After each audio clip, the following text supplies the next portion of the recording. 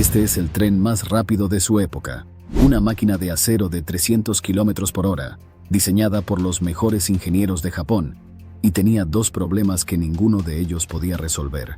El primero, cada vez que entraba a un túnel, salía disparando un estruendo tan violento que la gente se quejaba a 400 metros de distancia. Probaron todo, supercomputadoras, años de cálculos, nada funcionó. La solución no vino de un laboratorio, vino de estos tres pájaros. Hoy te voy a contar cómo tres aves rediseñaron el tren más avanzado del mundo. ¿Y por qué esto cambió la ingeniería para siempre? El problema. Estamos en Japón, a principios de los años 90. El Shinkansen, el legendario tren bala, ya era un símbolo del país. Pero Japón tiene un enemigo geográfico, las montañas. Para conectar sus ciudades, los trenes no las rodean, las atraviesan, cientos de túneles.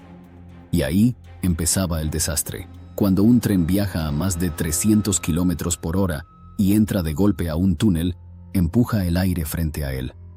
Ese aire no tiene a dónde escapar, se comprime más. Y cuando el tren sale por el otro lado, toda esa presión estalla. Lo llamaron estruendo de túnel. Un golpe sonoro que sacudía las casas vecinas. El problema era tan grave que el equipo tuvo que rendirse a hacer pruebas por encima de los 350 kilómetros por hora. El tren podía ir más rápido, pero el ruido no lo permitía. Y había un segundo ruido, distinto, que también los tenía atascados. Para entenderlo, tenemos que mirar hacia arriba, al techo del tren. El búho. Sobre cada tren hay una pieza llamada pantógrafo. Es el brazo que toca los cables de arriba para tomar la electricidad. El problema, a alta velocidad, el aire golpea ese brazo y genera un zumbido constante, fortísimo. Otra fuente de ruido que rompía los límites legales. Aquí aparece nuestro hombre, Eiji Nakatsu, director de desarrollo técnico, y con un pasatiempo que lo cambiaría todo. Era observador de aves. Nakatsu sabía algo curioso. De todas las aves cazadoras, hay una que vuela en completo silencio: el búho. ¿Por qué? Porque el borde de sus plumas no es liso. Tiene unas pequeñas serraciones, como los dientes de un peine. Esas serraciones rompen el aire en microrremolinos y eliminan el ruido del vuelo. Ningún otro pájaro las tiene así. Por eso el búho caza sin que su presa lo escuche llegar. El equipo de Nakatsu copió esas serraciones en el pantógrafo del tren. Y aquí un dato real que me encanta.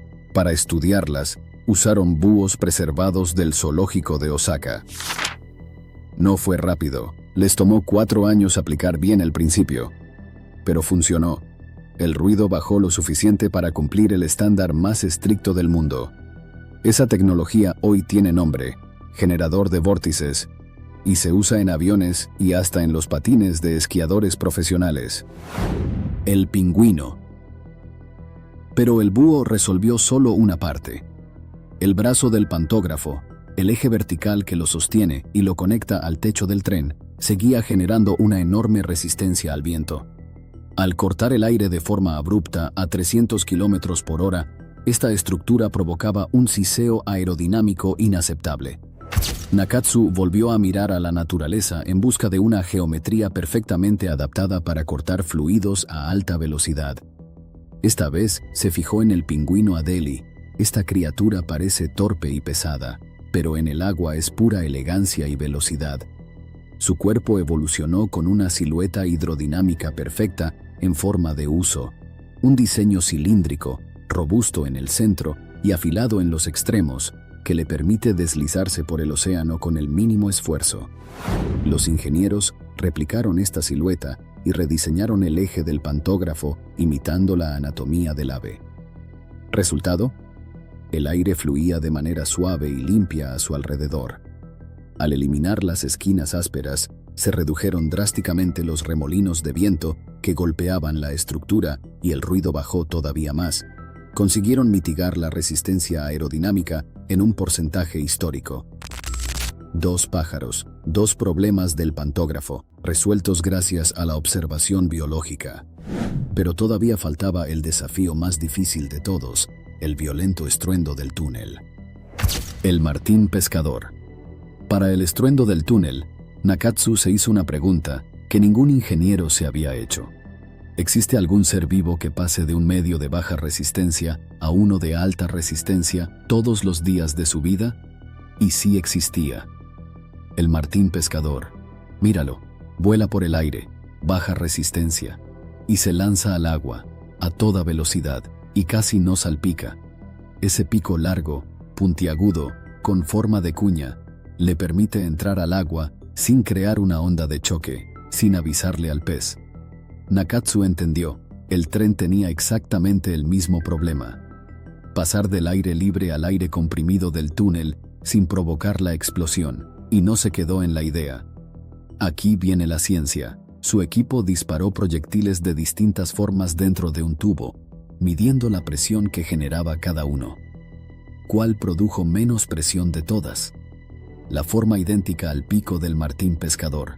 El propio Nakatsu lo contó, que una solución hallada con supercomputadoras resultó ser casi igual a una forma que la naturaleza ya había diseñado en un ser vivo.